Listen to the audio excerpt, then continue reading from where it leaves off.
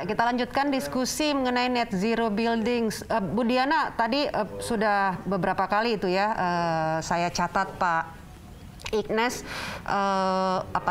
menyebutkan soal insentif, disinsentif begitu ya. Nah, kira-kira ini regulasi apa sih yang tengah disiapkan atau direvisi oleh pemerintah sehingga mendukung ini Ray juga bisa lebih giat untuk melakukan dan membangun bangunan yang rendah energi.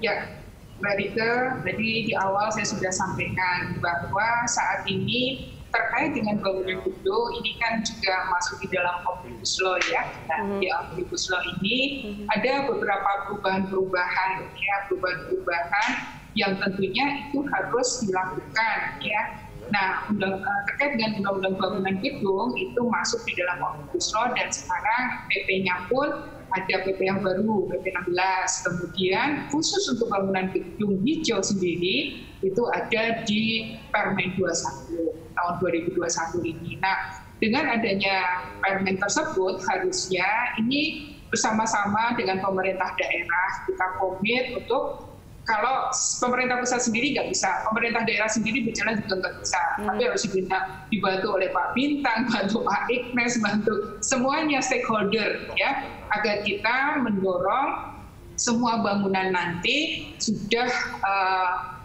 bangunan gedung hijau. Saat ini semua pemilik bangunan, baik itu pemohon ya, kita anggap pemohon, itu kan mereka menyampaikan permohonannya di dalam persetujuan bangunan gedung. Nah, persetujuan bangunan gedung ini mereka akan diperiksa ya, persyaratannya seperti apa, administratifnya, pemenuhan standar teknisnya gimana. Nah, ini yang tadi disebut-sebut ada building code-nya seperti apa di dalam perencanaan.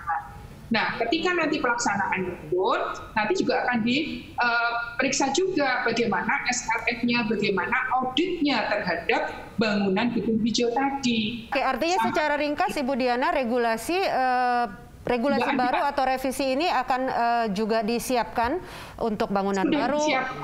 Sudah disiapkan dan sudah dilegalisasikan dan tinggal diimplementasikan bersama-sama pemerintah pusat, pemerintah daerah dan juga seluruh stakeholder agar kita bisa bersama-sama mewujudkan tahun 2030 kita harus bangunan gedung hijau semuanya. Ini komitmen kita, komitmen pemerintah Indonesia. Dari ESDM ini Pak Dadan, nah strategi yang disiapkan pemerintah ini untuk mendorong kemudian pemakaian energi bersih tadi Anda sebutkan, ya energi terbarukan begitu di gedung komersial dan juga hunian? Iya, yang pertama kalau untuk yang komersial dulu ya, yang komersial dulu. Jadi kita dorong supaya ada upaya-upaya dari luar untuk meningkatkan penghematan energinya. Yang sekarang kami lakukan adalah melakukan revisi dari peraturan pemerintah tentang konservasi energi. Intinya itu kita akan membuka opsi pengusahaan ya, yang disebut dengan ESCO. Ini akan dipayungi di dalam PP tersebut. Sebetulnya kalau secara bisnis kalau swasta sebetulnya ini bisa berjalan langsung ya sekarang.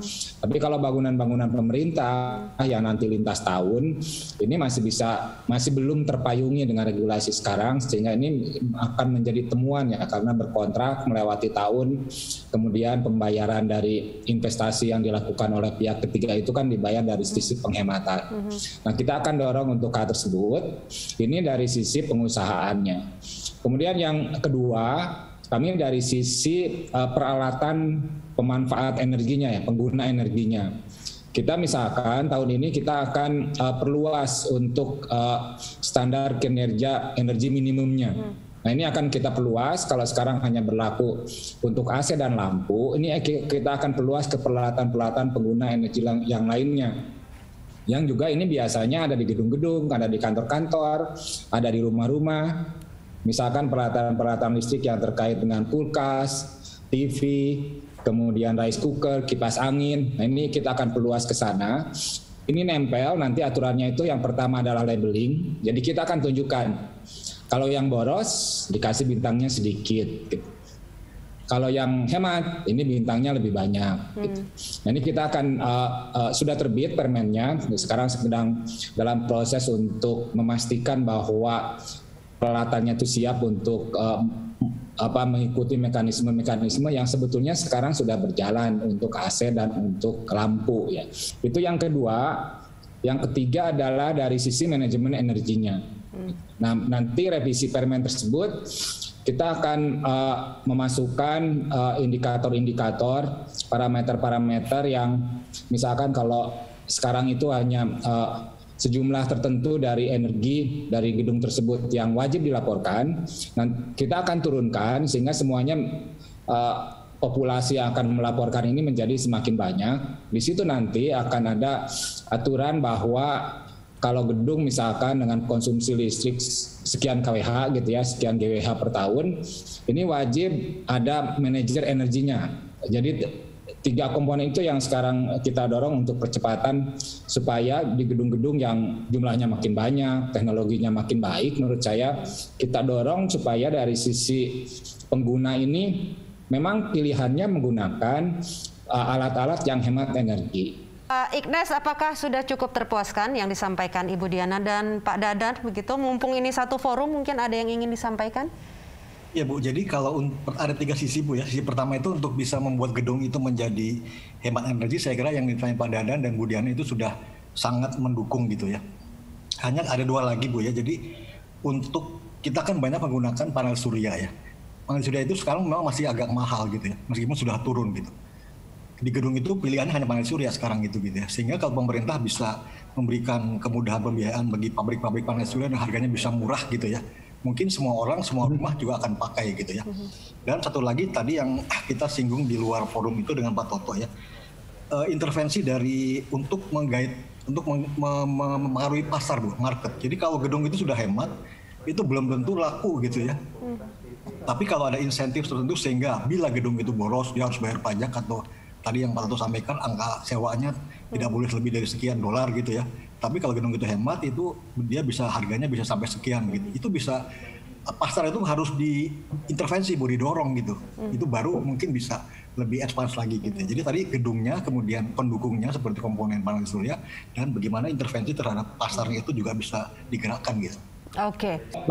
Boleh saya respon langsung untuk yang pertama? Boleh Pak. Iya, terima kasih ini diingatkan. Saya sebetulnya dalam catatan saya akan saya sampaikan Pak Ignes. Untuk yang tenaga surya ya di bangunan. Memang ini per sekarang kan ini yang paling memungkinkan ya. Gedung itu meningkatkan pemanfaatan energi bersihnya sendiri dengan memanfaatkan PLTS di atapnya gitu atau di halamannya. Nah, khusus untuk di atap, mungkin dalam 1-2 hari ini atau minggu ini insya Allah ini keluar Permen ESDM yang baru yang merevisi dari Permen ESDM yang lama. Sudah ada Pak aturannya, cuma dianggapkan ini tidak memberikan cukup insentif ya untuk memasang.